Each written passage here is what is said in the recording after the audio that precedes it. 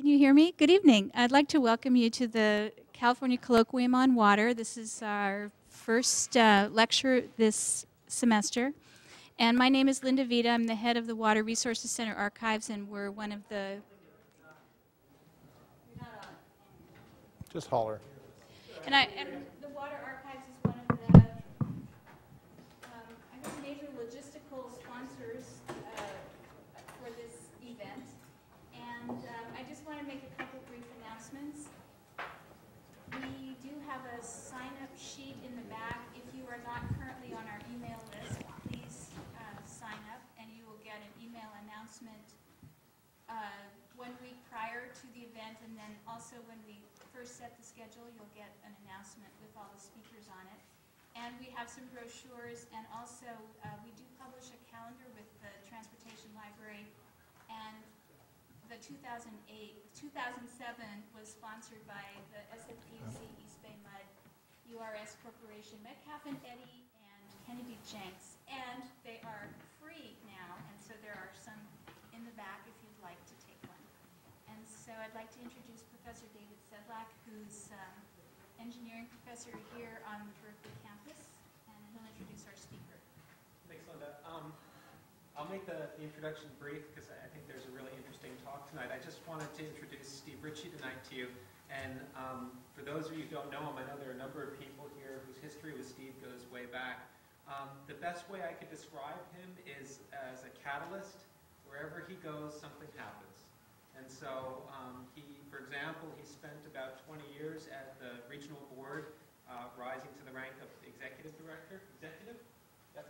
And a lot of things happened there. You know, really changed the board and made the board one of the leading regulatory agencies in California. And there's some very progressive programs that really came about based on Steve's initiative, things like the regional monitoring program and some of the stormwater discharge permits and programs there. And then after leaving there, he got involved early on with CalFed, again serving as the executive director there, and made a lot of the interesting science projects in CalFed happen. And I think that we're all aware of the changes that have happened and all of the fine research that happened in the CalFed program. And then after leaving CalFed and spending a few years consulting with URS, he's taken this position as the executive director of the South Bay Salt Pond Initiative, which he's going to talk to us about tonight. And I think you'll get to see once again the catalysis in action, the change that's going to happen, and it's my pleasure to introduce someone who really is not just a watcher but a doer, Steve Ritchie. So is that enough to live up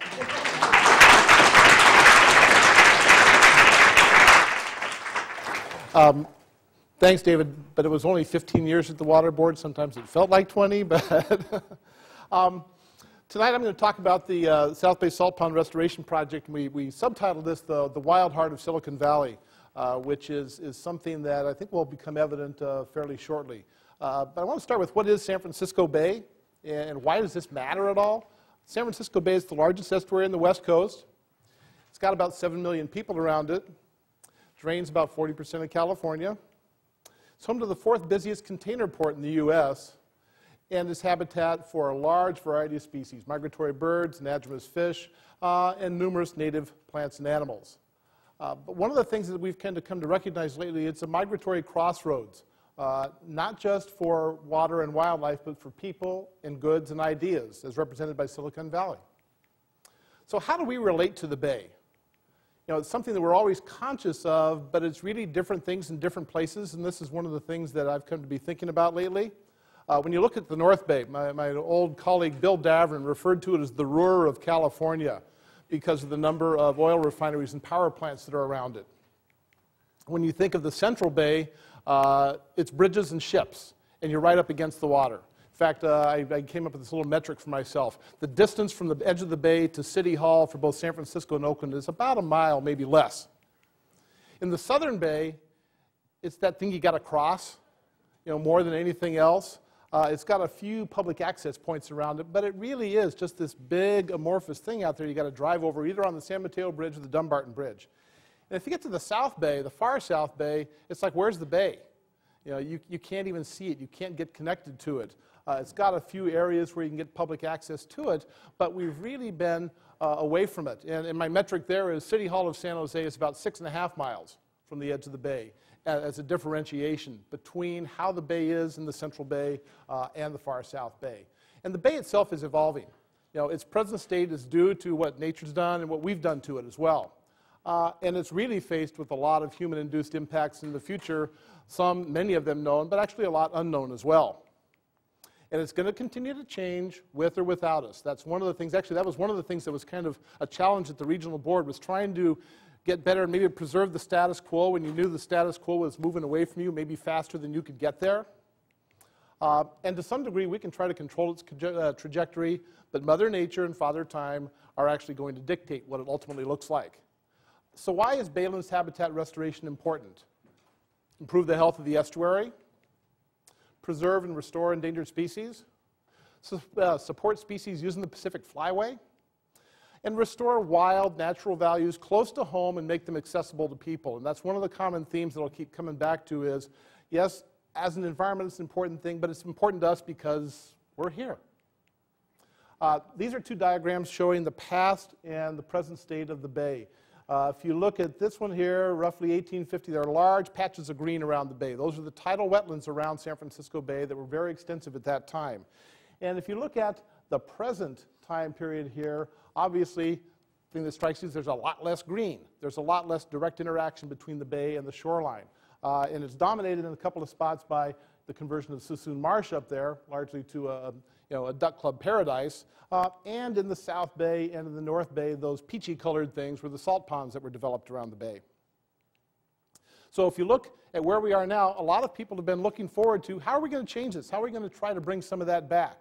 And so that's when you look to a map of the future, say in about 2030, what we're trying to achieve, which is a substantial increase in the amount of green around the bay, a much greater connection between the lands and the bay through its tidal wetlands. And in fact, we're looking at about 13,000 acres of tidal baylands that have been restored and about 35,000 more that are actually in the works at this time. And of course, we're going to focus on the far South Bay because that's where I work, and so I'm going to talk about the things that I do more than anything else. And South San Francisco Bay is really dominated by two features.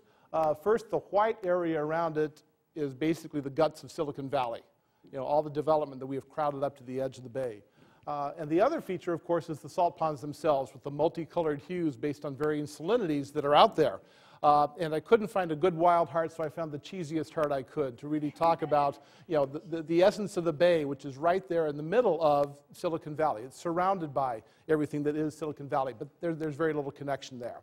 The salt ponds themselves were acquired in 2003 as a public-private partnership, 16,500 total acres, 15,100 that I care about, and that was for $100 million.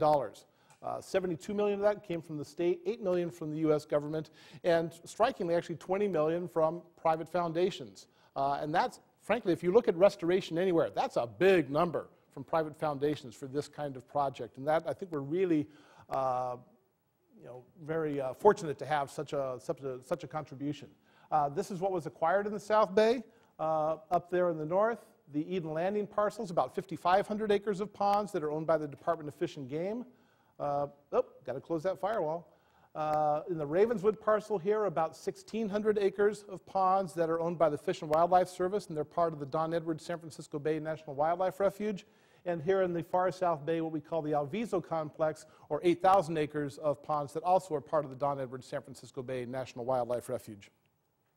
The restoration goal that we've set for ourselves is the restoration and enhancement of wetlands in South San Francisco Bay while providing for flood management and wildlife-oriented public access and recreation. There are three basic legs: restoration, flood management, and access and recreation that we're trying to achieve together in South Bay. And what do we mean by that? Well, we're actually looking at a mosaic of habitats in the South Bay. The first is tidal marshes.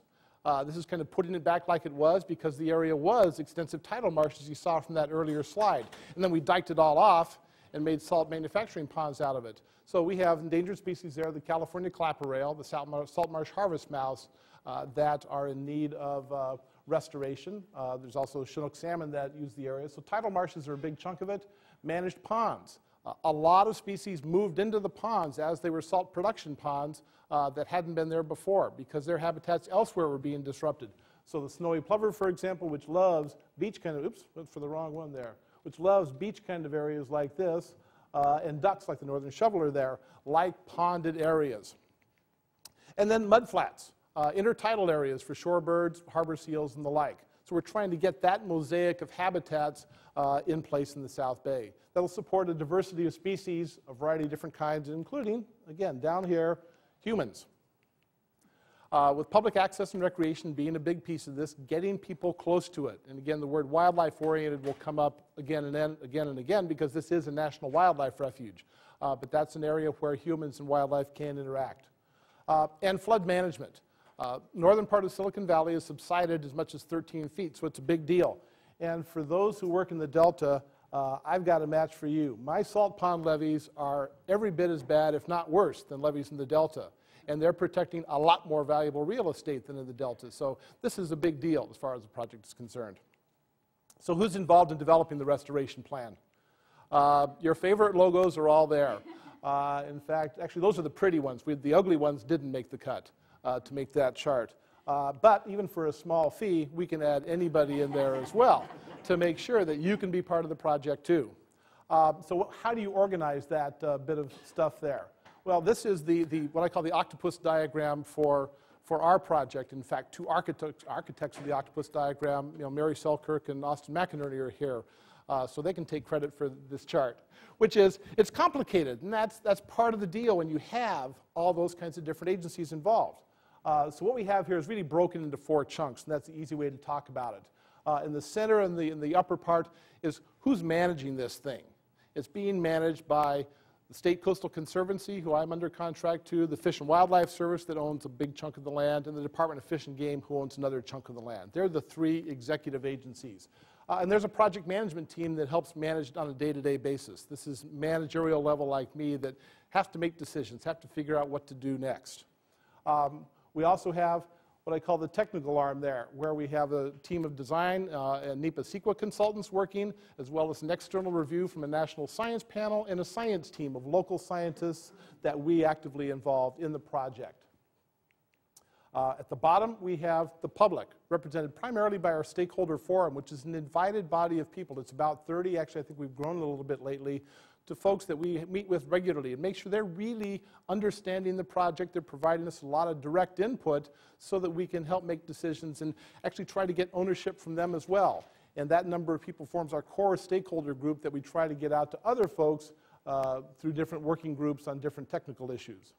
And last but not least is the other governmental side, which are the local governmental agencies. There's about 50 around the South Bay that we have to interact with, as well as up here on the top, regulatory agencies, because even if we're out there doing a good thing, we got to get permits too, and that's part of life, and working through the regulatory agencies is a big part of the process. Are there a lot of unknowns about this? It sounds so simple. You bet there are a lot of unknowns about this. We're dealing with a big system that has a lot of things going on in it, so you can't just go out and start moving pieces around. First, and I want to thank Mark Stacy for this next few set of slides, because he put them together. We're talking about restoration at the estuary scale. And the estuary scale, as he and I have talked about it, is basically the far South Bay there at Dumbarton Narrows is a little estuary unto itself that's fed by Coyote Creek, the Guadalupe River, wastewater flows, and the like down there. So you're looking at that kind of green patch in there as a little estuary unto itself. Well, when you look at the ponds as well, something leaps right out at you. The area is just about as big. So basically, if we opened all those ponds, at least area-wise, we'd be doubling the size of the estuary south of the Dumbarton Bridge. That's a significant activity down there. Another is, what's the range of spatial scales that we need to look at this from in terms of restoration? And really, on one level, it's the entire estuary. That all this work down here is going to have an effect there that we're interested in, because it is going to change the sediment dynamics throughout. The next level, again, is that far South Bay area by itself. But then if you look even closer, down here near a set of ponds we just breached and Coyote Creek that runs by it, there's another scale of interest on how the dynamics work down there. And last but not least, this is actually the breach right into the pond. What happens right there at the pond slough interface? How are the dynamics working in there? So it's a lot of different scales you're looking at, and of course, a lot of different issues. Habitats, food webs, water quality overall, as well as supporting infrastructure and potential flooding, and dealing with nuisance species like mosquitoes here. We deal with a big stakeholder process. Our most prolific stakeholders, the ones who have never missed a meeting, are the mosquito abatement districts. They're there for everything. All they see out here is one potential mosquito-infested swamp, and that to them is bad news. So that's an issue that we got to deal with. So how are we managing that uncertainty? And really, we tried to sort of approach it very methodically. What do we know? What don't we know? And what do we need to know to move forward with restoration? So in doing that, we identified some key uncertainties. In fact, 8 key uncertainties to achieving our project's objectives. You know, the goals of restoration of a mosaic of habitats and controlling flooding and public access. And after identifying those key uncertainties, we identified a variety of priority questions to try to answer to reduce that uncertainty, and then developed an adaptive management plan to encompass that all on how are we going to move forward in the face of uncertainty. And so in terms of organizing and prioritizing, we came up with 8 key project uncertainties. First is mercury. For those who aren't aware, the Guadalupe River flows through the southern part there, and that's the home of the New Almaden Mining District, the largest mercury mine in the world at one point in time. So mercury is ubiquitous in the South Bay and a major concern to folks that maybe will have impacts to wildlife from mercury. Sediment dynamics and mudflats. One of the concerns is that by opening up ponds and restoring tidal marsh there, we're going to eat away the mudflats around the rest of the bay. And what's going to happen there? And these are questions, that one's my favorite. I asked 2 of the leading sediment dynamicists I know, am I going to end up with shallow ponds that don't really get restored up to tidal marsh level and mudflats eaten away? That would be bad. If that's going to happen, we shouldn't do this. And being good scientists, they said, probably you're in pretty good shape and you can probably take the chance. I said, good, that's good enough for me. I know I'm not going to get any better from a scientist. Enough of that. Water quality, dissolved oxygen, just the basic conventionals. We can grow a lot of algae down there, and we have. That's an issue for the bay. Bird use of changing habitats. Again, a lot of birds use the ponds that are there. As we start to convert those to mudflats and then tidal marsh, how are the birds going to respond to that? That's a big question. Invasive and problem species. For those who aren't close to this, you probably haven't heard anybody talk about California gulls. California gulls are flying rats. And they are proliferating tremendously in the South Bay. And we're worried we're going to create great habitat that California gulls are going to proliferate more into, pushing out a number of the species that we'd like to have occupy them. Benefits to non-avian species. The fish guys I know think this project is all taken over by those bird guys. This should be a fish project. Well, you can see the birds, and there's a lot of bird watchers down there. This is more of a bird-centric project, whereas CalFed is more of a fish-centric project. But again, non-avian species are part of the mix. Public access and wildlife. How do humans and wildlife interact? This is a refuge, after all. Part of it has to be a sanctuary. But how do you provide people access to it so they can enjoy it and make use of it? And then social dynamics, the whole changing of what's going on in the Bay Area. What do we value in the Bay Area, and how does that work with the restoration? So these are our really key uncertainties that we're trying to focus on. And we've developed specifically 21 applied studies questions to try to answer in the early stages of the process to help reduce those uncertainties and let us move forward with confidence. And then we've all encompassed this in an adaptive management plan. Without dwelling too much on it, it's really a cyclic process for learning from management decisions and then applying that knowledge to future decisions. And the knowledge will come from engaging in restoration, monitoring the results, conducting some experiments, and then thinking forward into how do we apply that knowledge to managers to then determine progress on moving forward, change some things, and not change some things. So it's going to be a constant cyclic process to move forward. We've already started some of those monitoring and applied studies during the planning phase. Various studies on bird use of different kinds of habitats, sediment dynamics, we've done some modeling on that, public access and wildlife. Mercury, we're actually expending a fair amount of money right now on mercury in the region of Valviso Slough and some of the local ponds there to try to get a much better handle on where mercury is entering the food chain there through sentinel species. My favorite is brine flies, and the idea of capturing a bunch of brine flies, sticking them in a blender, and then assessing the results is kind of an intriguing physical problem to deal with. But the whole idea of where does the mercury get into the system, and is it something we have to worry about even more here? So are there looming issues out there? I think so. We've got some big ones to think about. And for climate change, It is, of course, sea level rise is something to be concerned about because this is right at the baylands, so how we interact with sea level rise is going to be important. We're basically taking some of the IPCC projections for the 30 to 50 year time frame and trying to build those into our analysis, but also then trying to build a base from which we can change things over time as sea level rise continues. But we also have to worry about altered weather patterns and how that changes the local environment. It's not just sea level rising, but changing wind conditions and things like that. And changes throughout the Pacific Flyway. We might do a great job of restoring habitat for species that are using the Pacific Flyway now, and changes either in Alaska or Tierra del Fuego may change dramatically what birds actually migrate through here and how they use the habitat. So we have to be cognizant of those things as well. And we have to build something that is able to adapt to those conditions. So our basic project approach is trying to come up with a habitat distribution pattern as the starting point, because what we found through our analysis is that we think we can layer in public access and flood management. We've come up with 3 final alternatives: no action, standard alternative, plus what we call managed pond emphasis and tidal emphasis, and I'll talk about those in a second, and then an adaptive management plan to move through those over time, because this is going to be a long stepwise implementation process. So when we talk about habitat, we came up with one alternative that's about 50% managed ponds and about 50% tidal action. And we think that is about the minimum acreage needed to achieve the endangered species goals. That if we converted half of it to tidal marsh, California clapper rail and salt marsh harvest mouse would be on the road to recovery. Alternative C is only 10% managed ponds, because we figure that's about the bare minimum amount of ponds with really intensive management. We can support those species that like ponds, as opposed to the, frankly, much more self-sustaining and natural tidal environment. And what we're thinking about basically is that this is going to be a steady progression over time we're going to try to achieve, gradually making more of it tidal and seeing how the wildlife responds. Our flood management approach basically consists of first an inboard or landward levee system, levees along the backside of the ponds, if you will, that are sufficient to allow us to restore tidal action to the front side in many cases.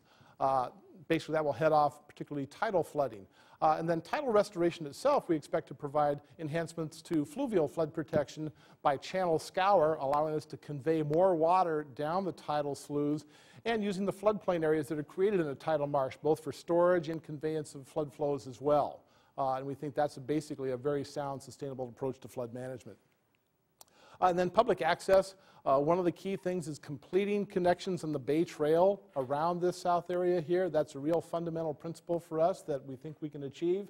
And then provide some spurs off of that for wildlife viewing opportunities, providing some overlooks, and providing for hunting, fishing, and kayaking out there.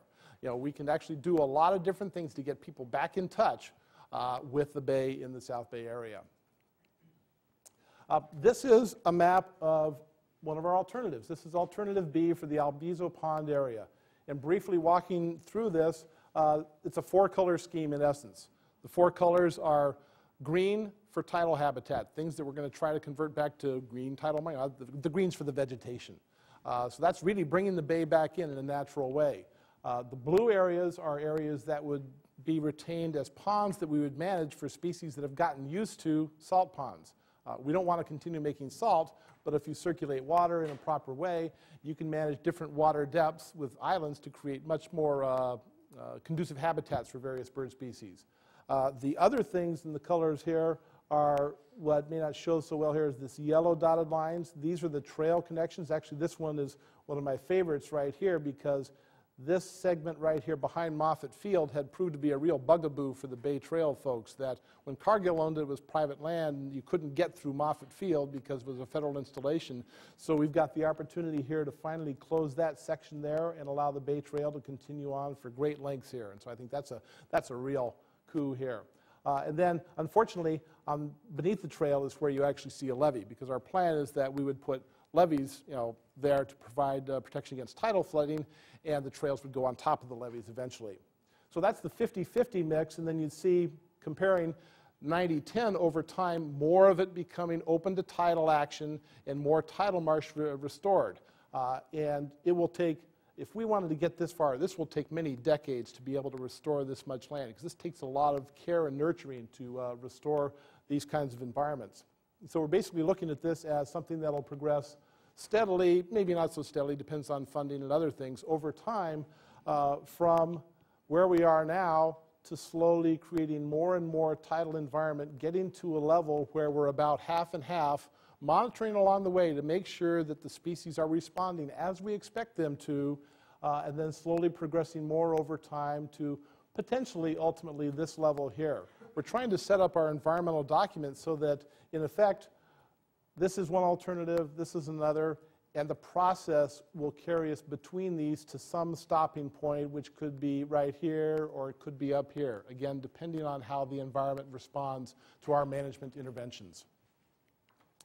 So how much is this going to cost? Well, in current dollars, we're talking about construction cost of somewhere between $600 million and $1 billion, with approximately 60% of oh, it's cheap. Approximately 60% of that will be levee construction. Monitoring and research costs, probably $3 million a year for the first 10 to 15 years to actually try to really understand what's going on out there. And this is for the bureaucrat side. Project management and administration will require probably about 5 people. So this is not an insignificant investment in managing this project, but this is the single biggest opportunity to restore the environment in the South Bay. How are we going to fund it? It's going to be a combination of federal, state, and local funds, as well as mitigations, probably over time. Certainly one big piece of this that I'll get to in a second could be the Corps of Engineers. Also, for anybody who voted for Prop 84 and Prop 1E, thanks. That money is going to come in handy here. Also, the Santa Clara Valley Water District and Alameda County Flood Control are participating. And for those who read the paper this morning, there was just a settlement on leopard shark poaching in the bay. And so we're going to get $1 million basically from that funding for restoration of part of the Eden Landing area to tidal habitat as nursery area for leopard sharks. So there's a lot of different ways to put this money together. So when's it going to happen? Well, our public draft EIS-EIR is due out actually March 9th, 2007. And I'm sticking to that date no matter what. And we're looking for a final EIS-EIR by the late summer, fall of 2007, and a record of decision and permitting by the end of 2007, so that by the end of this year, we've got a plan in place that we can move forward with. And we're engaged in design of some of it right now, which we call Phase 1. And Phase 1 is going to be those first actions we're going to take in 2008 and 2009 to begin the restoration. And then Phase 2 and beyond is going to go on for 30-plus years out into the future. This is a map that shows Phase 1, and the colors kind of work out here. I call this map the initial restoration map because there are some things that actually have happened in the last year or so. In 2006 and 2007, they're surrounded by blue boxes. I'm going to talk specifically about this project in a little bit, but also last October there was some tidal restoration up here in an old project that just finally came to fruition. But the red boxes are those things that we expect to do in 2008 and 2009 with substantial tidal restoration here in the Eden Landing area. That's where the leopard shark money is going to go. Some managed pond experiments here that are going to hopefully tell us how the birds are going to react to heavily managed ponds. Again, tidal restoration down here in the Duckhead Marsh, and also adding in some viewing access here. And my personal favorite is getting that little segment of Bay Trail there. And basically, this is one for which the plans and specs are great. You know, you take a key, you unlock the gate at one end, and there you go. You've got a trail. Eventually, we'll have a levee built there, a big levee, and then you'll put a new trail on top of that. But people can get there in the very near future on that and be able to, you know, Mike, you'll be able to ride your bike all the way along there now, so that'll be a good thing. One key piece of this, you know, is sort of the bureaucratic side, and part of this talk is fund restoration, part of it is science, some of it's management, and a lot of it's bureaucracy. And if you haven't had to deal with it, welcome to it. The South San Francisco Bay Shoreline Study is a key component of this. It's a key partnership with the Corps of Engineers, because the Corps of Engineers is the federal agency that is authorized to conduct ecosystem restoration, flood damage reduction, and similar things. Before '86, they basically dredged channels and built dams and built flood control projects. That's what they did. In '86, the Water Resources Development Act was altered to allow them the authority to engage in ecosystem restoration as well and do much more multi-purpose stuff. So they actually have the authority under the South San Francisco Bay Shoreline Study to really be a big help to this project. The shoreline study itself is a project that's been kicking around for about 3 or 4 decades to look at flood protection around South Bay. And the conclusion that they always reached was the salt ponds are providing flood protection there because Cargill has a business interest in making the salt pond levees stay there. The salt pond, I mean, if they let the levees break and they lose a couple years worth of salt, that's a big deal. So they were going to keep those levees intact. Well, the beneficiary of keeping those levees intact were the people in Silicon Valley who were in subsided lands behind the levees. So basically, the Corps always concluded there's no federal interest. Cargill's going to do the job for all of us. Well, Cargill has sold those levees to the Fish and Wildlife Service, renowned for their flood protection skills. And so now all of a sudden, with the sale that's occurred, this is a bigger issue now. So the Corps, Congress in 2002 authorized the Corps to go back and relook at the study. So we're working with the Corps of Engineers, basically in that study, to try to develop project-level details, which is in fact what the Corps does with their studies, and identify a federal cost share. And that's really the goal for a lot of folks is how can you bring federal money to be a partner in this over time. And the shoreline study is the key to that. The shoreline study is broken up into 5 chunks that basically surround the salt ponds. So here in San Mateo County, the Alviso ponds in Santa Clara area, what Cargill continues to make salt on in the Eden Landing area. It's too big an area to do all at once, in effect, at a project level. So we basically have started in the Alviso ponds area with Santa Clara County folks. Agreements are in place and work is proceeding on that. But one of the things that you have to know in working with the Corps of Engineers is their flow of work is dependent on federal appropriations. If federal appropriations don't flow, the work doesn't flow. And federal appropriations are slow. So, in fact, agonizingly slow for those of us who are trying to make this move forward, and get to a little bit more on that later. So work began in 2006, but its ultimate completion depends on federal appropriations. Our current assessment is if the current rate of appropriation, the study will be done in 2017. And as I've shared with my friends in the Alviso area, I don't think anybody's going to wait for 2017 to try to want to get forward with doing some of these things. But the Corps is here. Actually, that's General Strock, who's the current head of the Corps there, with Clyde Morris, who manages the Don Edwards Refuge, my friend Beth Dyer from the Santa Clara Valley Water District, a couple of her board members back there. The Water District knows when the brass comes to town, you bring out the board members. There's nothing like it in the world for making somebody feel at home, and that's an important lesson to learn time and time again. This is the Alviso Pond Complex area, sort of looked at from the Corps side of the world, which is looking at broader flooding issues than just the salt pond area. And what you see here are a bunch of different things. First, this purple dashed line is a rough approximation of the study area. The study area will really be defined by the hydraulics of the streams and the interaction with the bay on where potential flooding could occur. And it would say roughly, potential 100-year flood line if the levees weren't there is, roughly about that line. Well, what's inside that line? A bunch of red dots, which represent Silicon Valley Leadership Group members, 3 water pollution control plants, and a number of highways as well. So if something bad happened there in terms of flooding, it would be a big deal. This is their slide of stakeholders. Basically, all those companies, live and work within the area. In fact, somebody today said that, we were talking on the phone that Google, of course, is actually in the area there, but they're talking about going to Moffett Field and leasing land there, and somebody joked that, so should they change their name to Gurgle? We'll leave that one. Anyway, the point is, this is important. This is a great slide in Washington, because even people in Washington recognize these names and say, oh yeah, this might be important. This is the area of the Alviso ponds, and this is a different view of it, with each one of these purple lines representing a potential levee segment, basically between the sloughs. There are streams that come down from the hills, cut through between the ponds, and form tidal sloughs out here, and basically connecting those sloughs and the flood projects that have been built along them is kind of the trick we're looking at here. So this, in effect, is the candidate set of projects for levee construction to help provide flood protection. Well, they do another important thing. Because, I said the Duckhead, we're going to open to tidal action in 2008. Well, you can't open up anything else to tidal action until you build one of these levees.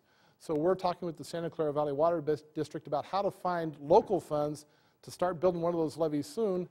Not so much that it's going to be providing flood protection, which it will, but it actually enables our ability to continue the restoration. So these are going to be important physical structures we have to deal with.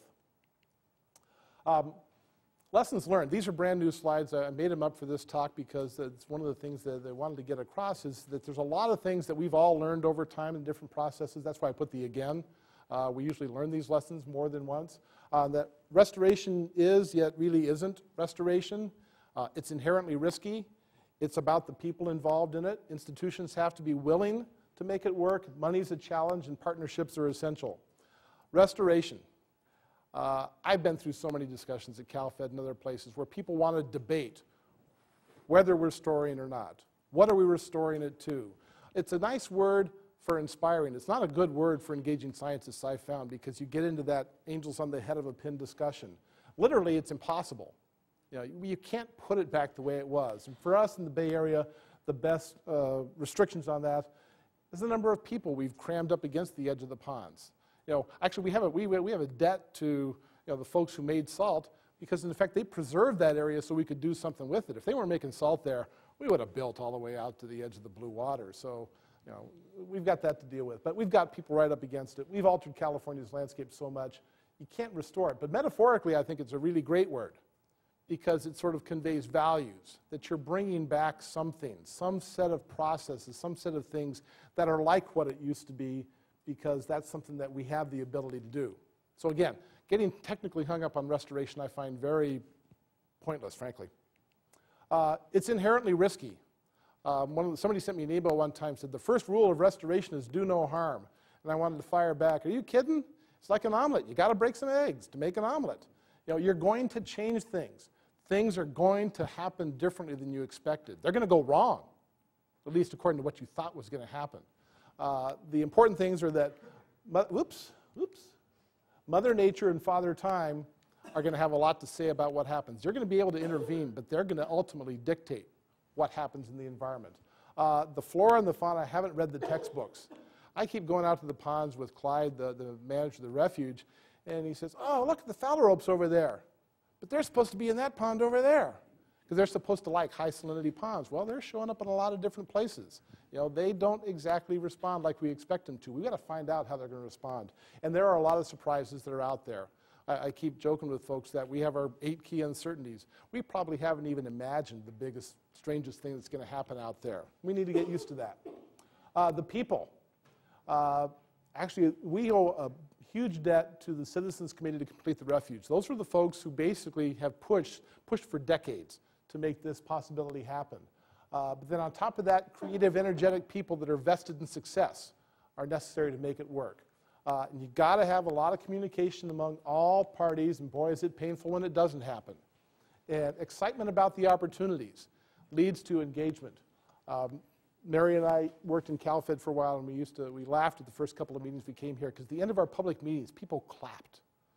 At CalFed, nobody ever clapped at the end of a meeting. In fact, they did a few other things at times. But anyway, so who are we talking about? Well, the La Rivieres. Florence and, God, what's her husband's name? Yeah, Phil Riviere. These were some of the folks who were, the essence of the Citizens Committee, along with the Delfinos, Frank and Janice Delfino, that were out for the Eden Landing restoration in October. And yeah, you can tell, these people are getting much older. They devoted a big chunk of their lives to making this stuff happen, and I think we should all be grateful to that. But there's people working on it now. Guys from the Department of Fish and Game, John Krause and Carl Wilcox. Really, they're career bureaucrats in effect, but they really are working hard at making this happen. Along with the U.S. Fish and Wildlife Service folks who work at the refuge. And of course, we've got a friend up there with her little halo, is Senator Feinstein, who has been a huge devotee of making this happen. She helped pull a lot of this together. We've got the land managers, that's Clyde and Eric. Eric's this guy who gets to go around the ponds and turn valves and make stuff happen. That's really a cool job. Our state and federal partners from the Coastal Conservancy and the Corps of Engineers. Non-governmental organizations, that's Marilyn Latta from Save the Bay and Eileen McLaughlin from the Wildlife Stewards, folks who are really engaged in this. And current and future leaders, Mendel Stewart and his daughter, who seems less enamored of the whole thing overall. And their institutions. One of the things that I've learned is, there are people who can do stuff and they kind of do it, you know, outside the box, contrary to their institution, but it really helps a lot if their institution lets them do it.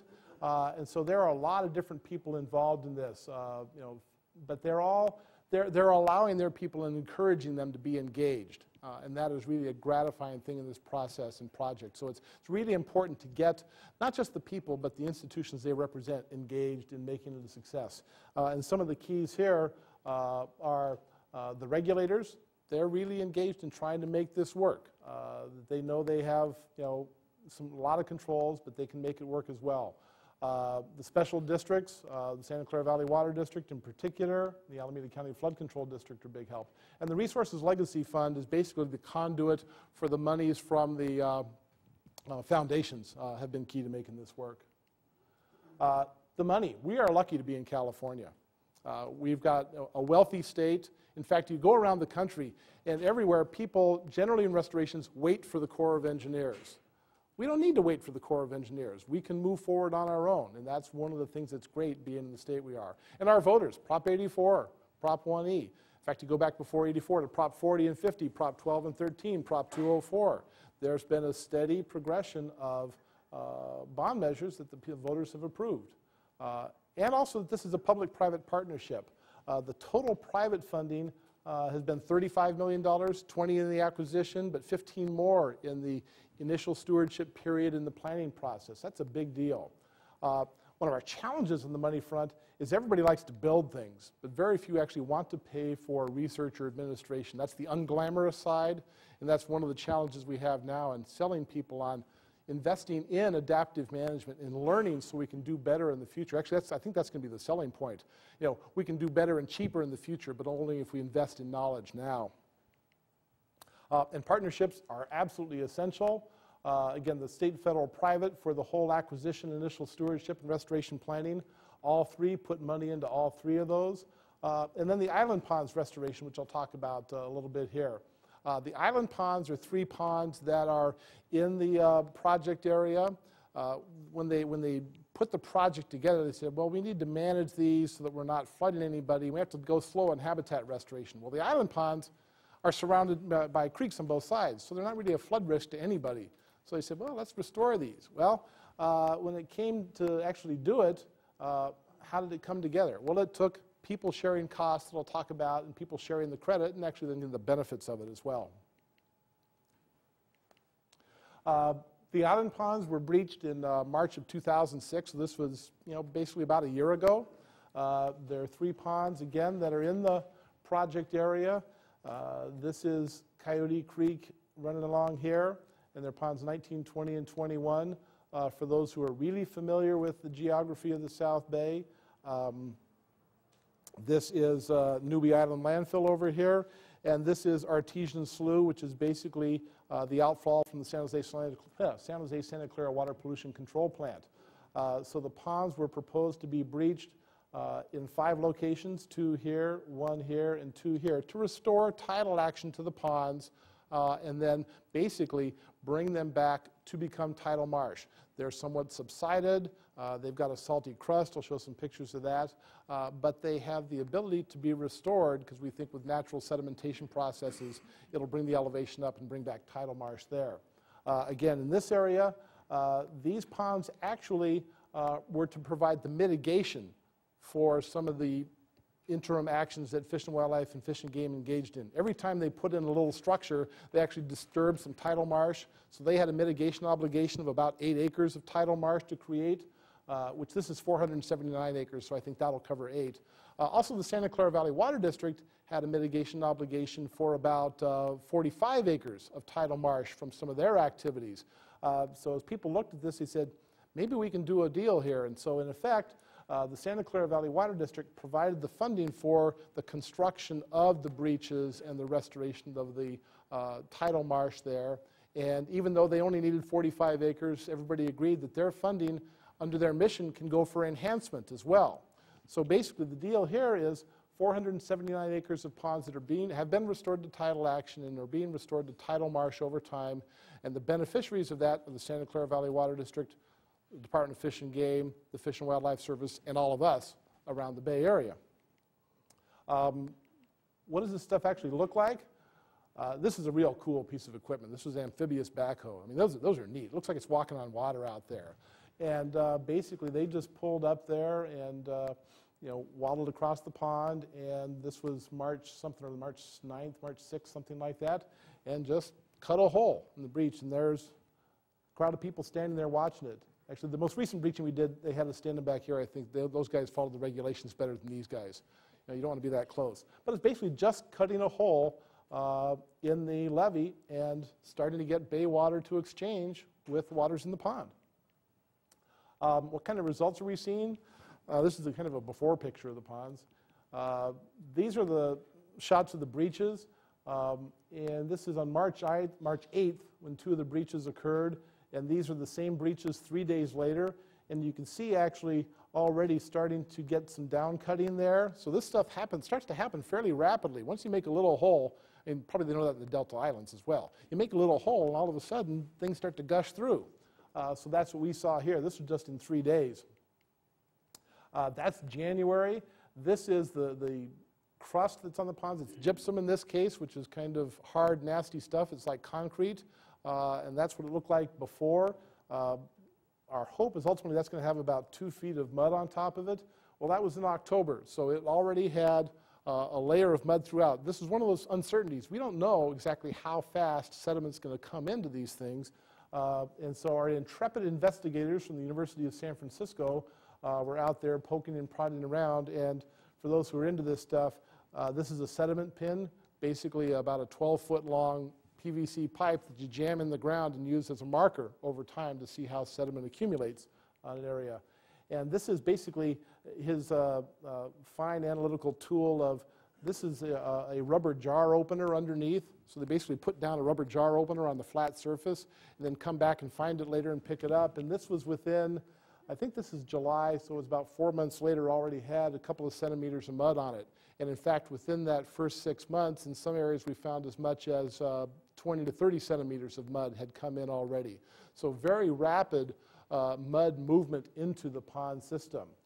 This is also in October. This kind of shows where the historic slough channels are. And one of the things find out about this is when they built the salt ponds, they just cut off the old stuff that was there. So there are lots of pre-existing slough channels just waiting to be scoured back out again by bringing the tide in. So you can see where, there are some areas, higher spots where the sediment hasn't covered the gypsum yet, but a lot of areas where it has. And a few other things have started to move in as well. In fact, this is one of the research areas is trying to see how birds, are just basically, in some cases, they're not even looking for insects. They're just gobbling up slime off the top. It's just delicious stuff.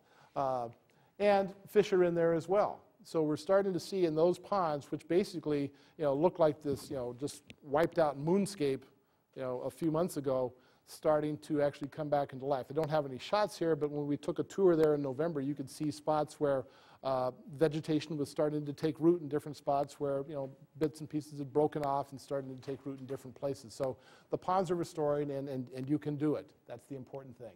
Because that is the important thing, that life is really uncertain, but you can move forward with restoration. What we're trying to do is use the best information that we can, collect a lot more during the planning process, come up with the best plan we can, but then most importantly, use adaptive management to learn more and improve over time through the restoration process. And this is the pretty picture part of the show, because this is, again, what's out there. And one of the things that you don't see in the South Bay because you're not there. And in fact, just another quick metric, in the Oakland Hills, within, say, a mile or so, you've got a view of the bay. I was down by Palo Alto, and I think I drove about 5 miles before I got to Foothill, and even then you still couldn't see the bay. So there's a major disconnect. So getting people back there is important because it's a lovely spot. It's got a lot of wildlife now. We expect it to have a lot more in the future to take advantage of what we're trying to bring back in the South Bay. This is actually one of my favorite pictures of the avocet there, and its little chick, coming along behind it. These are some of the species we're trying to preserve out there. But it's even got this, sort of eerie scenic beauty about it, of the ponds, again, and the fog around the bay and Coyote Hills in the background. And this is an aerial shot. Actually, this stuff here is the existing marsh near Palo Alto and Mountain View with the salt ponds starting there. And Obviously, for a lot of this, we wanted to go back to looking like that. PG&E is a big participant in this, but again, sort of the bay up close with even Mount Diablo in the background there. We live in an absolutely beautiful place that we can enjoy a lot with fishing and whatever out there. It is nice, but above all, you know, it's scenic beauty and loveliness, and you know, gosh, it's a cool place to be. But it really is, you know, ultimately about sort of the people, you know, that are involved in this, and that's why this is a good thing to work on and the kind of thing that I think makes the Bay Area a special place. And these are the people you can contact to learn more about the project. And the website's down at the bottom, southbayrestoration.org. Thanks.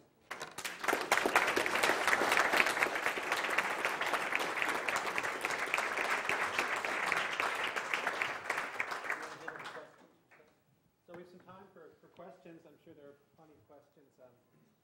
Nary, do you want to answer? I have two quick comments and a question. The first comment is that to go back to 1950, what the Corps of Engineers had plans for the bay, the kind of engineering that they wanted to do, and now what they are doing 50 years later. It's a remarkable growth of an institution. It's very interesting. The second comment is 100 years ago we had the word reclamation. Now we have restoration, and I'm very pleased that you cautioned about the restoration word, that there are so many uncertainties in human beings. I think that is a Yep, very, very humble realization. it is. But And my final thing, my question is that I have heard that beneath many of these salt ponds, the groundwater is extremely saline.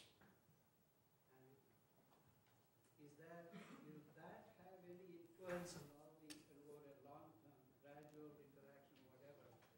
Will the salinity of the groundwater beneath these ponds will have any impact on the restoration and the changes that will take place? well, when you look at the groundwater in the South Bay, that you have, you know, the Santa Clara Aquifer basically, you know, dipping under the bay. One of the things that we've worked a lot with the Alameda County Water District in the Niles Cone area and the Santa Clara Valley Water District is on, you know, proper destruction and abandonment of old wells in this area that serve as potential conduits through the bay mud that serves as a barrier, so that Cargill and the Alameda County Water District, for example, I believe engaged in destruction of about 20 wells in the area around the Eden Landing area, and we're trying to do the same thing in the Santa Clara area. Also, interestingly, there is in, I think it's pond 22 or 23, which is just north of the island ponds. There's actually a big artesian well in the middle of that, where there's this island of vegetation in the middle of a salt pond. That's partly because of the recharge that the Santa Clara Valley Water District has engaged in over the years, so that you're seeing a lot more artesian conditions out there pushing back. So that's going to be an interesting piece of this whole mix, is how much fresh water from groundwater is going to push the other way. Yeah. You mentioned that there Oh. was that one pond that it was extra mitigation for Santa Clara Valley and for someone else, I think. How actively are you essentially marketing this as a mitigation bank and looking for other partners to come in and assist you in financing?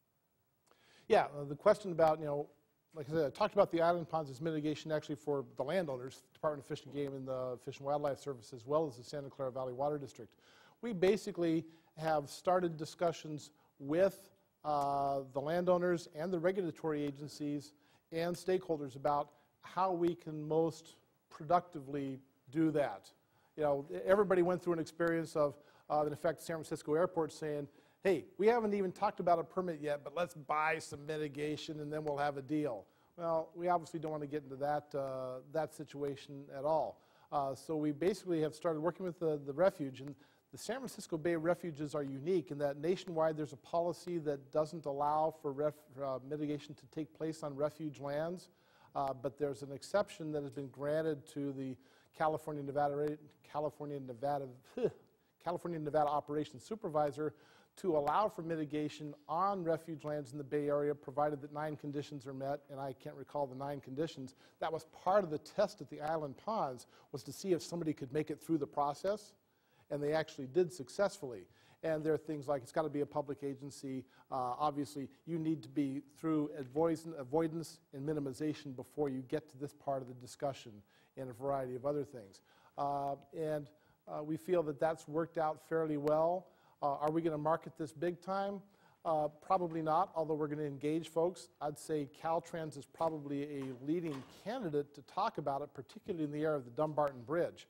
If you look at the geography, the Ravenswood area is unique in that it doesn't have a big, strong flood control agency locally to be a partner, whereas Santa Clara and Alameda do. And it also is unique in that the approach to the Dumbarton Bridge is right there. So whenever they need to do any work, they may incur mitigation needs. So we're looking at Caltrans in particular as a partner. How we do it, we're still at very preliminary stages of talking about how we might even consider doing that. Everybody wants to go slow on that, but everybody agrees it's worth considering. So we're a long way from the marketing idea yet. Yeah, John. Yeah, a couple of questions. I imagine you've been monitoring for Spartina altiflora, invasive Spartina, and is that an issue, significant issue? And my second question is in the maintenance front, are you working with the flood control districts in terms of, for the areas which may serve Alameda County flood control, for them to do maintenance on levees and so forth for the future? Okay.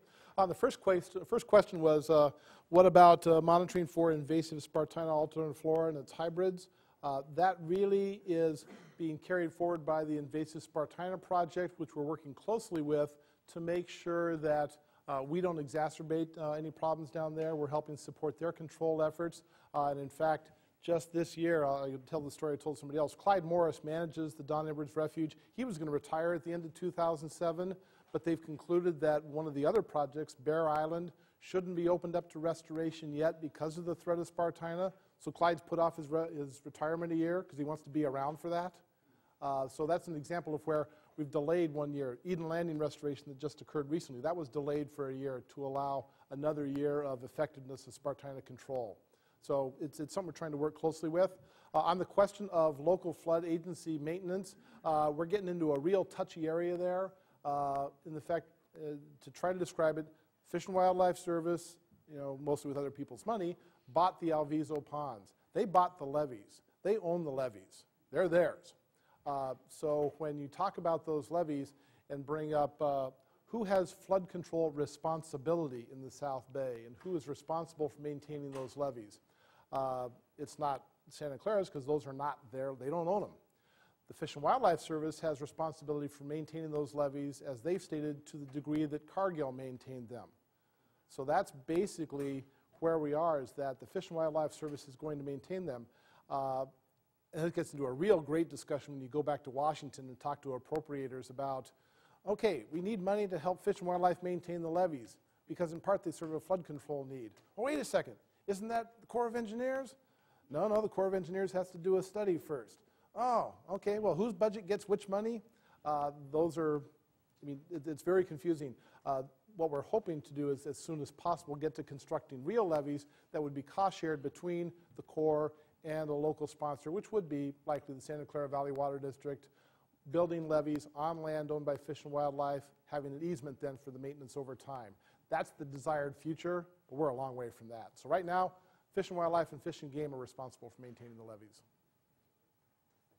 Yeah. Do you know what the carbon accumulation might be over time for a project?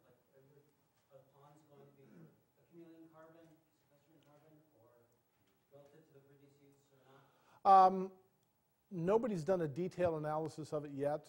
I think, yes, I think that I'm hopeful to be in the carbon, selling business someday soon. But we haven't done a detailed analysis. Certainly, the expectation is that we will accumulate more over time, but I think that remains to be seen. Nobody's looked at it hard enough yet to really know. But I think it's an opportunity. So, yes, sir. Yeah, those levees, they are about 100, 150 years old. They're deteriorating very fast. So in the building plans, are we going to build them using the latest technology, or are we just going to reinforce them using stones and rocks? Okay, yeah, the question is, My concern is that the construction will be so destructive, I guess, in terms of. yeah. And the question of the levees is, that they're very old. How will they be constructed? Will they be, how have they been maintained?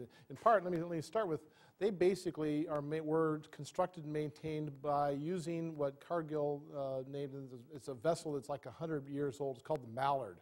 And it is this old-fashioned dredge. They have to manufacture parts for it. You can't buy them anywhere. And this basic big old dredge would creep around the inside of ponds, scooping up bay mud from the bottom of the pond and heaping it up on the levee. And I think the calculation was it basically took about 20 years to make it all the way around the entire system. So about every 20 years, levees would get topped up. If there was a special event like a big storm or something, they'd run out and do something quick. But the Mallard was the preferred method because it was cheap and it worked and the material was on site. One of the unique side effects of this is actually around the inside of each pond is something called the borrow ditch, which is a little moat around the edge of it, which kind of disrupts the flow patterns if you want to restore it. So it's a unique restoration problem as well. But that's how they maintained them over time. What we would expect to do basically is use modern construction techniques where we would excavate to the best material we could find with a broad enough base to build, in effect, a modern levee that would sustain, pretty heavy-duty storms over time. That's our expectation that will happen there. Until that happens, Fish and Wildlife's going to be basically paying Cargill from time to time to come in with the Mallard and top things up. Also, there are some outboard levees there. I should have left a map up that basically some of these levees are exposed to an extremely long fetch coming down the bay.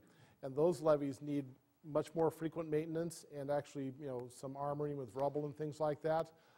2 years ago, Cargill had to replace about a half-mile long section that got washed away in a storm. And it was a hurry-up job and cost them $500,000 to do that. $500,000 used to be the entire refuge budget, so this is a big deal issue in the interim period. Yeah, Michael. Really interested because of these public-private partnerships. At the time of statehood, this was all tidelands, and it's held in trust for the public. And I was thinking that here's the public that has just bought its own natural resources and then assumed flood control responsibility on top and transferred $100 million in cash and tax benefits, for another $100 million to a private corporation. And I was just wondering, is the public getting a good deal out of this? Well, actually, it's an interesting question. For the $100 million cash for what were bailents at one time, is the public getting a good deal? For the record, that all happened before I got involved with the project, so I can blissfully say, it's kind of not my issue. I know I had a nice conversation with my father-in-law not too long ago about this, when newspaper articles about, was the appraisal proper or not? And I said, well, Dieter, basically what happened is we ended up getting 16,000 acres for $100 million, which works out to about $6,000 an acre. And his comment was, you can't buy anything for that these days. Now, should we have bought it in the first place? I think that is a wonderful philosophical debate that can continue for a long time. The opportunity presented itself. People got together, put their heads together and said, we think it's worth doing. Because there's not just the issue of that, but then there's all of the legal issues about what Cargill could have done with the land under various existing laws out there. Something that's not so obvious is there was some major litigation relative to potential Clean Water Act issues that was dismissed as part of this. Life is much more complicated than we all like to think it is. So I think personally, yeah, it was a good deal. Dave. Can I ask you a wastewater question? Absolutely. Has anyone figured out what this restoration project is going to do to the effects of large wastewater discharges? That's one of the things that we've been looking at. It's interesting that when the restoration of the island ponds happened to be first because it was geographically great, but it's right there. I guess a couple of things. One is certainly on the salinity. There are issues and questions about that, and in fact, that's why I have slides from Mark Stacy. We had researchers from USF looking at what was the dynamics in the pond, and Mark doing effects on what's happening in Coyote Creek and how water moves there and how salinity moves there. And he's got some interesting preliminary results that I'd let him show, but we're putting more money into that effort over time to try to understand the dynamics of what's happening there. Certainly, from a salinity point of view, we also have a couple of local stakeholders who are still cranky that there's so much fresh water coming into the South Bay and has changed it so fundamentally over the years. One of them, the leading proponent of that, actually is a fisherman from down there who actually is saying, gee, since the island ponds were restored, the fishing conditions have improved back to more like what he experienced when he was younger. So he's a happy camper. Well, yeah, exactly. That's one set of data, but with a fisherman, that's a lifetime, it seems like. So is there more? I mean, basically what we expect to do is put more money into modeling over time to try to understand things better. And I'll take fish as a good example relative to the local environment there. In 1981 through 85, the South Bay Discharges Authority did 1,000 trawls in the South Bay examining fish. And I read the report the other day. It had this great little line. We probably understand the fishery here better than any place else. And how many trawls have been done since then south of the Dumbarton Bridge? You got it. So 20 years have gone by, and we don't know really how the fishery has changed over time, and we need to catch up on trying to understand. Yeah, Larry. One of the issues in the world of stormwater today is trash being carried in urban stormwater into the bay. And we know that the South Bay must get, its fair share. Is that something that you have observed? Is that something worth worrying about in this newly restored environment? How big a deal is this? It's definitely a deal.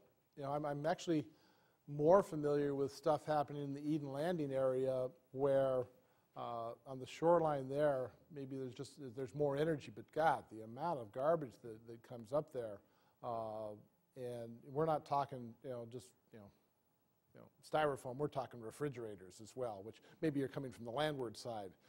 Actually, I keep kidding Clyde that he doesn't know about most of the public use of his refuge because it probably happens at night with folks who are out there doing stuff. But yeah, I think it is a big deal. It's just one more reason to be on top of those issues. Actually, an interesting little thing that Steve Moore at the board thinks he found out there is that there's a lot of pump stations that pump water into the creeks and sloughs down there, and we were concerned about dissolved oxygen issues related to the ponds. And basically, I think in late August or September, a couple of years ago, found a real decrease in dissolved oxygen levels there. And Steve's hypothesis, which I think we should pursue, is that pump stations, have wet wells, they accumulate water. When water comes in, you pump it out. Well, during the dry season, only a little bit of water comes in, and it cooks.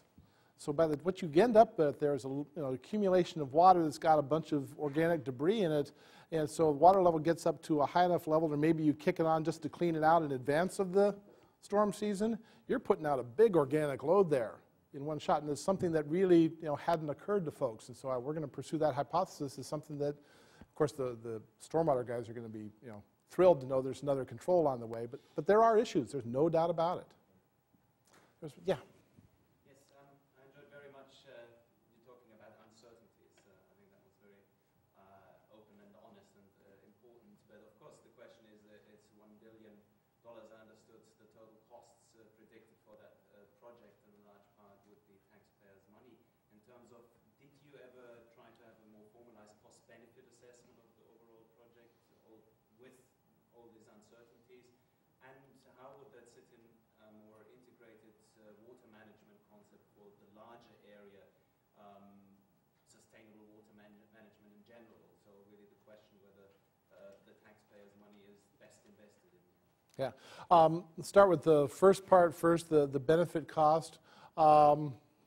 In terms of the restoration opportunity here, and this sort of gets back to the excitement that there is an opportunity here to do something that we really can't do to this degree anywhere else in the Bay. So I think that has carried folks a lot into that there's a lot of value here in going forward with restoration.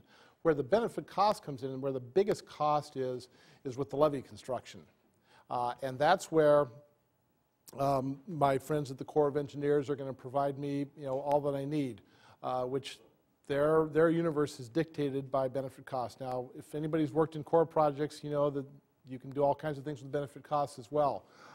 My value is that we want to make restoration proceed. We can assess habitat values, at least in terms of habitat units, by restoring to tidal action, and we know by restoring to tidal action we're going to put the levees at risk on the backside of failure and flooding Silicon Valley.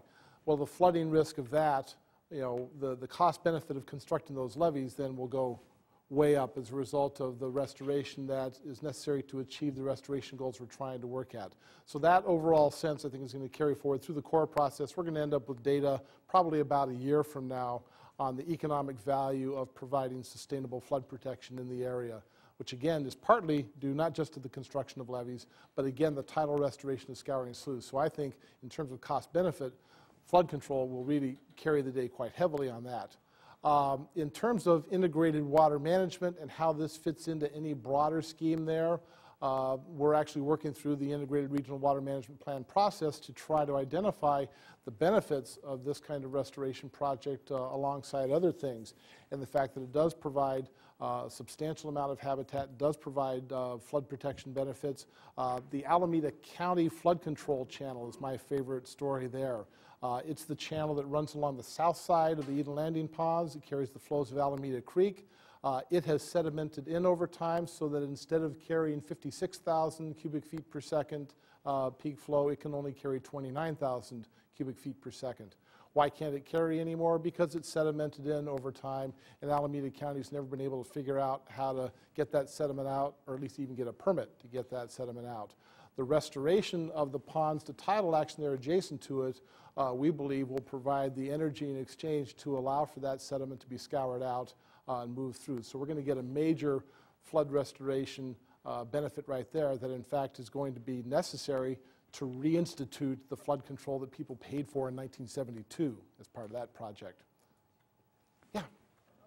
Personally, I think the restoration is priceless, so the benefit term is infinite. That's not really a problem. But I wonder... You're on my side. That's good. I wonder if there are any real problems, any real deal killers out there that you're concerned about that would interrupt this. Sure. I'll tell you a couple of them. The number one deal killer was the whole question of sediment dynamics. I mean, literally, if enough sediment wouldn't move in to bring elevations up to grow tidal marsh, and you'd lose all the mud flats, so you just had one big shallow lake out there, that in my mind would have been a deal killer. And I think we've got enough confidence from the sediment guys that won't happen. We know it's going to move around and be different, but at least it's not going to be something that's totally unacceptable. Second deal killer, potentially mercury. And we looked at that with a group of folks about August 2004. And that was the conclusion we came to, that it wasn't a deal killer. It was something to be very careful with, something to work our way through and try to understand, but we didn't think it was a complete deal killer. The third one, which I don't think is a deal killer, and this, you get into this debate with a lot of guys, it's the invasive Spartina issue. There are some folks that believe that Spartina alterniflora is this cordgrass that was imported here from the East Coast and is a really nice little habitat when it's young, but as it gets older and denser and starts to push everything out, they're concerned about its value as habitat. Peter Bay, who's a plant biologist who works on that, wrote a little article about, well, gee, we get a couple of bad seasons and this whole thing could become one forest of invasive Spartina. I think that's a risk that's out there. I think it's a risk worth taking because, again, everything will evolve. So those are the things that were potential deal killers. The other one is, again, if we don't handle the flood control issue right, that could be a deal. Well, it could get us moving real fast on one level. We had a meeting with the folks of Valviso there, and the Corps was talking about their project, and this old guy in the back listened to this and said, thanks, I know what's going to happen. You're going to study it and study it and study it, and then there's going to be a flood, and a couple of people are going to die, and then you'll do something in a real hurry. And thankfully, the Corps of Engineers project manager was smart enough to not say anything at that point, because that's an issue that they've got to deal with, and the reputation now of, you know, not necessarily solving problems. So those are some of the big things that we're worried about there. I don't think there's any deal killers. I think we do have to be ready for, and I'll sort of say it again, something really strange happening, Mother Nature giving us some real surprises that we don't expect, and there could be a little flurry of, oh my God, what's happening? And I think we ought to get over it and say, oh my God, what's happening? Isn't this great? It's changing. Yes, ma'am. What progress has been made scientifically to eliminate the mercury that's coming from the Almaden mines? Actually, you know, different things at different places. I feel sorry for the manager of the Santa Clara County Parks and Recreation Department because she got it. You know, it's the musical chairs game, and she's the one who didn't have the chair when it came time to sit down. A number of different things have happened over time. There continues to be research on how mercury works. There have been various remediations that have moved the ball forward a bit. There's a lot of mercury in the system down that I think is an issue. This year, the Santa Clara Valley Water District has engaged in a particular project to try to aerate water in the reservoir, because by oxygenating water you can reduce its methylation potential, or its mercury methylation potential. So they're trying to see if that works to keep it from methylating in their reservoir, and by that getting into fish. I'm not sure that does us any good, because one big flood that washes a lot of that sediment out still pushes it downstream. So we're going to have to try to figure out how to deal with that. And I've actually, at those mercury meetings, my conclusion was, if we hold up this project because we can't spend the $30 million necessary to fix the Guadalupe River, we ought to all go find the $30 million and fix the Guadalupe River and then continue on with this. Because the problem there is nobody wants to be stuck with it, and the only party that's officially stuck with it is a poor park district. Is that mercury that's left in the creek from the refining of it, or is it leach out from the cinnabar, which has to be heated? Yeah, it's mostly from the refining of it. It mostly is slag that, you know, when they did the Superfund project there, you know, they were worried about people breathing it, so they picked up the really fine stuff up top. And then they did a little bit more, but they still have left large chunks of calcine heaps that run down into the creek that need to be dealt with. So there's a lot that's still there just from the excavation over time. Yes? Hypothetically, what would happen with a project if the water level rises, let's say, a foot or 2 feet in the next 50 years? This question is in regards to growing concern among local municipalities around the Bay Area to protect their shorelines.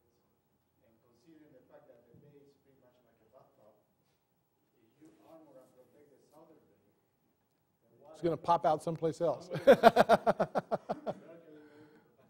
Yeah, actually a couple of different thoughts on that, and you know, there might be something in the Chronicle this weekend about it. I talked to a reporter for quite a long time today, so you know, they're thinking about it too.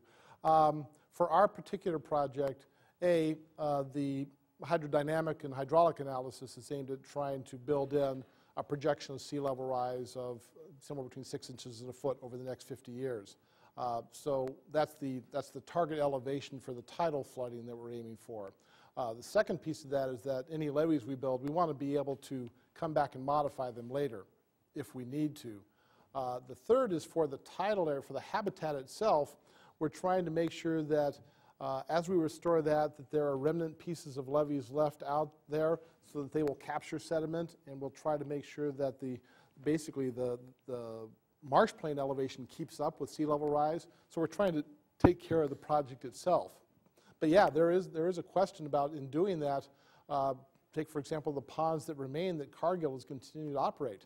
Well, they're going to have to do more levee maintenance as a result because of exactly what you said, the water being pushed up against them as opposed to coming down here.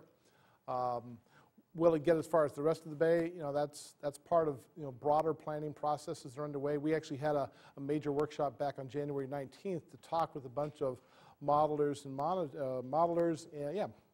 observers to try to figure out what tools we should be putting in place now to serve a bunch of different needs. my restoration needs, but our future shoreline planning needs as well, so that we are at least trying to predict in a way that can be useful to all of us, knowing that we have a complex bay that we have to manage. What have you learned in the South Bay that you think the people in the Delta need to learn about restorations, or what could they learn from your project?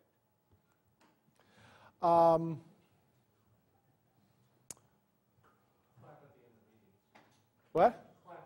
Yeah, clap at the end of the meetings. Makes everybody feel better. One of the things, I guess, and I had that interaction is let the scientists go. One of the problems in the Delta is that everybody has a preconceived outcome. All parties, know what they want and are just looking for stuff to help provide for their position. And that's one of the luxuries we've had, is that with the development, for example, of the Habitat Goals Project and other things, that was done primarily by a group of scientists getting together. They weren't that constrained to let, hopefully their knowledge carry forward. Even that, and I'll say it, I don't think anybody participated here. If you did, the Habitat Goals Project had some political dickering at the end, even among different aficionados for different birds. So they cut a couple of babies in half to kind of piece that together. But people are willing to let knowledge develop relatively unconstrained here. And people are not willing to let that happen in the Delta. That's been my observation. With that, I want to thank you very much for your time.